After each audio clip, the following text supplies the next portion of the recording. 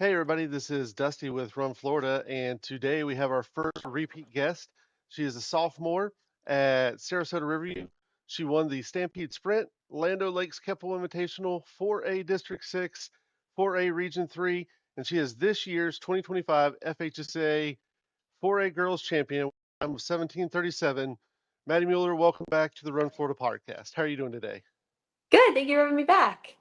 Problem, no problem. I was super excited for Saturday's race to sit there and watch you and all the other guests that we've had on the show do so well. And I was trying to be impartial with the little bit of announcing that I was doing. Um, I wanted to bring you back on though for a couple reasons. And the first one is we discussed your goals that you had set during the beginning of the year. Yes. So you managed to achieve, I think, every goal that you set. Is that correct? Yes, I'm super lucky and I did get to achieve basically every single goal I set prior to the season, which is so great. I'm so very grateful that I did that. Yeah, that's amazing. So I want you to know that that doesn't happen for everybody. So, um, Yeah, I had a very successful season to say the least.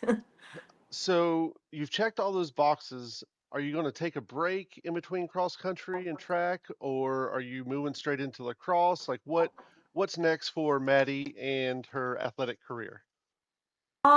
Currently I still have at least one more race left, maybe two. I am competing at the Brook South Regional on Saturday. And then depending on how that goes, we might do running lane the following weekend, which will be really fun. Lacrosse season for fall for club does take place in the middle of cross country season, so we're about to finish our club season, and then I do kind of have a dead period in December and early January. Okay. So with the club lacrosse, where how does that work? Is there like qualifiers that you're going to? Like how many more events do you have with lacrosse? Club lacrosse, it's different than like I know like volleyball. Sometimes you have qualifiers for like a national competition. Same with running, but club you I think we had four tournaments this fall season. Fall's a little shorter than summer, but I happened to miss our biggest one because we had states. We had a huge President's Cup tournament over the past weekend because I was at states, but I would say everything worked out okay. And I do Absolutely. have one more tournament in the early December. Okay, awesome. Yeah. So with becoming a state champion as a sophomore, uh, are you going to focus track a little more, or are you going to still try and do track and lacrosse? Because those are both in the same season in the spring.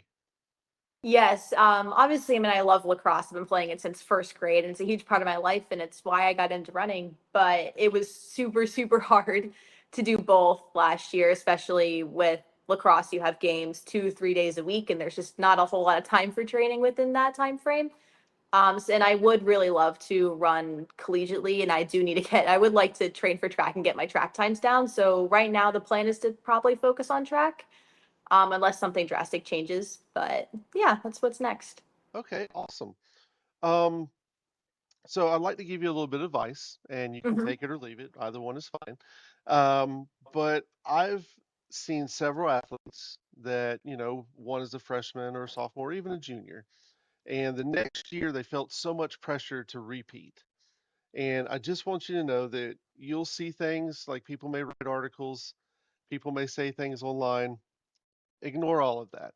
Um, I try very hard not to say things that would maybe put pressure on a high school athlete, Yeah. but you're there to have fun. Like Yeah. I know high school is probably going to seem like it takes forever, but it really does blow by when you look at it like after the fact. And enjoy your time, at Sarasota, and enjoy your friends, enjoy prom, all the things that, that happens at school that you don't have after school. Yeah. And don't let the pressure of thinking you have to repeat next year. If you don't, it's okay. If you do, that's great. So Yeah. just don't let it. I can't emphasize that enough. Yeah. I think that's really great advice. That's really well spoken because I mean, yeah, you do see stuff, especially on like social media and stuff like that about will they do it again? But I mean, there's different people every year, and it's just supposed to be fun. So Right. Absolutely.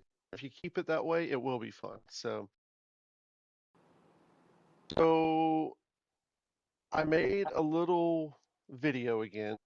I was not able to fly my drone, unfortunately. It's a rule with the statistics region of the state, you're not allowed to have drone coverage. So Oh. it's not as good as before because I can't follow as close. But here we go. So I managed, you guys were up here, I think, on the edge.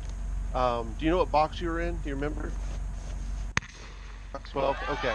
So y'all were right there. And obviously a very wide shot, and you can't really see anything but a bunch of people running by. But you're in there somewhere. And the volume on it, unfortunately. But all you hear is people cheering for you. Come on, Maddie! So when I was, sorry, go ahead. Come on, Madie! Yeah, so little highlight video, and there you are coming through the second time. Here you are at the finish. Welcome her home. Looking strong. And it's going to be unofficially 17. Well, when you were at the 1 mile, you were on, yeah, the 1 mile, you were on the right side. When you Hmm. came through for the second loop going by the 1 mile, you were on the left side, like you were hugging Yeah. up against that rail. So, Yes. and I don't know, did you notice? So that course has always had right before the Yes. finish a little dip. Hmm. Did you see that before the race? Yeah, I mean, you do the course preview and you kind of check everything out, which is great. But yeah, you kind of figure it out, especially this is my third time running it. So, Okay.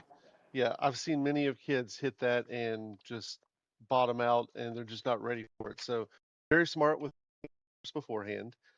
Um, so as you know, I have the food question always. So I guess the question is did you eat the chicken Caesar salad the night before?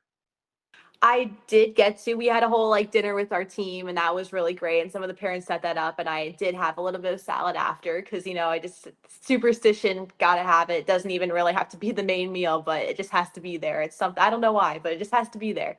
Does it have to be like half of it eaten or can like two, three bites be like sufficient enough or It depends on how I'm feeling, but I yeah, got you. sometimes it can be quarter of it, the whole thing depends.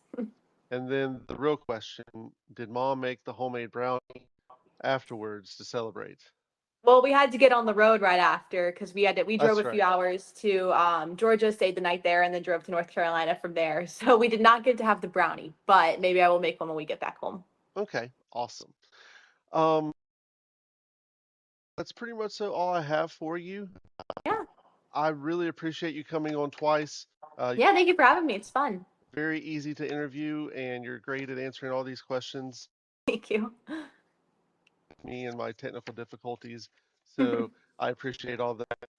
Good luck with track and the rest of Thank your you. cross season. We will have Thank you on you. again.